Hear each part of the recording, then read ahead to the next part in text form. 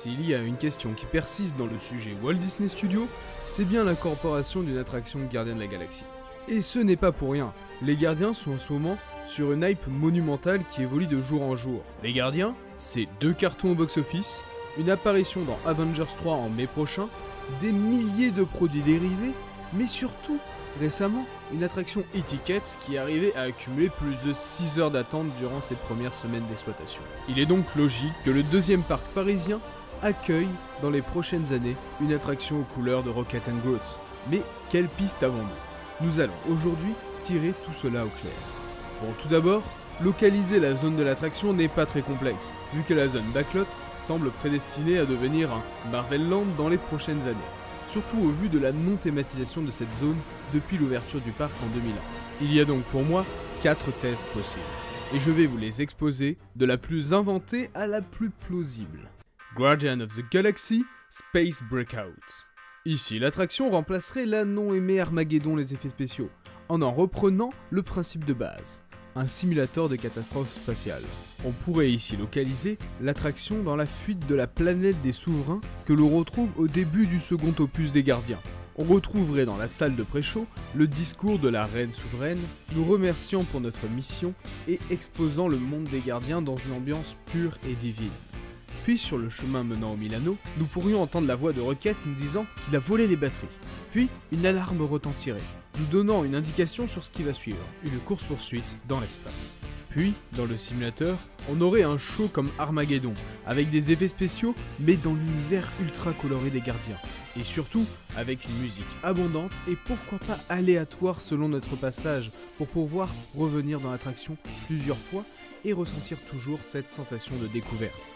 Guardians of the Galaxy Space Show. Bon, là pour le coup, on partirait sur quelque chose de spécial.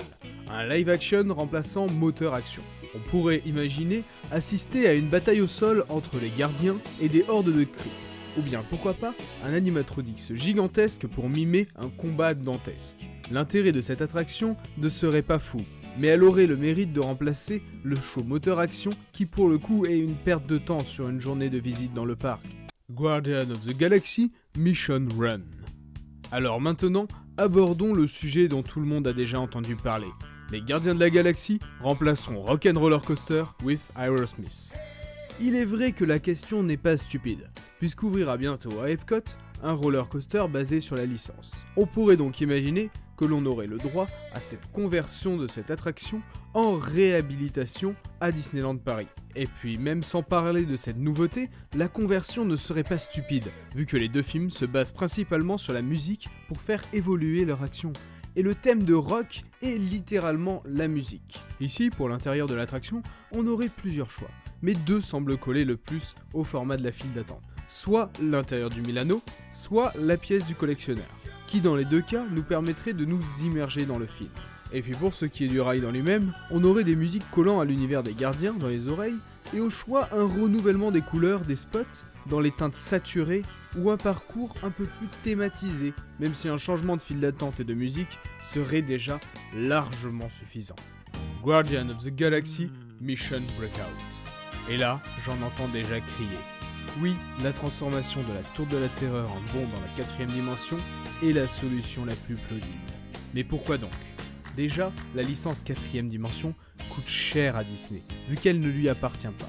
Ensuite, l'imagineering autour de cette attraction est déjà fait, vu que cette tour serait une copie carbone de la tour rénovée à Anaheim. Et puis, dernièrement, il faut malheureusement trouver une attraction pouvant accueillir cette licence, vu que les exemples donnés avant décevraient quoi qu'il arrive le public. Un Armageddon deviendrait très vite une attraction oubliée et oubliable. Un show, il en serait de même. Et enfin, Rock ne serait pas accessible à tous, ce qui est dommage pour une franchise qui se veut de toucher un très large public, comme par exemple avec Star Wars dans Star Tour. Il est donc pour moi certain que notre tour sera réhabilité en thème gardien. La seule autre possibilité serait de construire une nouvelle attraction, ce qui ne serait possible qu'en rasant moteur action ou bien la partie l'ombre de Studio Tram Tour. Je vous invite pour le coup à vraiment en débattre en commentaire, car votre avis sur cette attraction m'intéresse énormément. C'était Balo, et surtout...